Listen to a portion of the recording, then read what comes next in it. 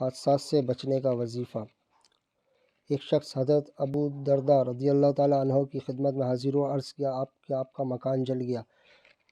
آپ نے فرمایا نہیں جلا۔ پھر دوسرے شخص نے آ کر یہی اطلاع دی تو فرمایا نہیں جلا۔ پھر تیسرے شخص نے آ کر یہی خبر دی، آپ نے فرمایا نہیں جلا۔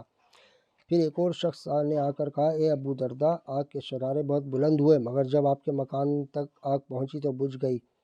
فرمایا مجھے معلوم تھا کہ اللہ تعالیٰ ایسا نہیں کرے گا کہ میرا مکان جل جائے، کیونکہ میں نے رسول اللہ صلی اللہ علیہ وآلہ وسلم سے سنا ہے کہ جو شخص صبح کے وقت یہ کلمات پڑھ لے شام تک اس کو کوئی مصیبت نہیں پہنچے گی۔ میں نے صبح یہ کلمات پڑھے تھے، اس لیے مجھے یہ یقین تھا کہ میرا مکان نہیں جل سکتا۔ آئیے وہ کلمات سنتے ہیں۔ بسم اللہ الرحمن الرحیم۔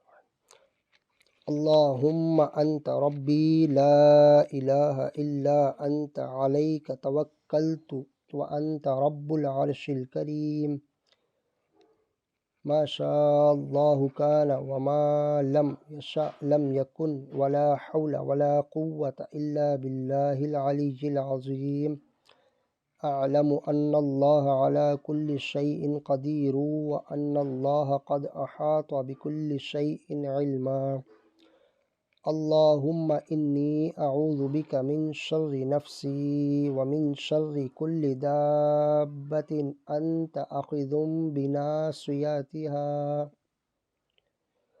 ان ربی علی صراط مستقیم۔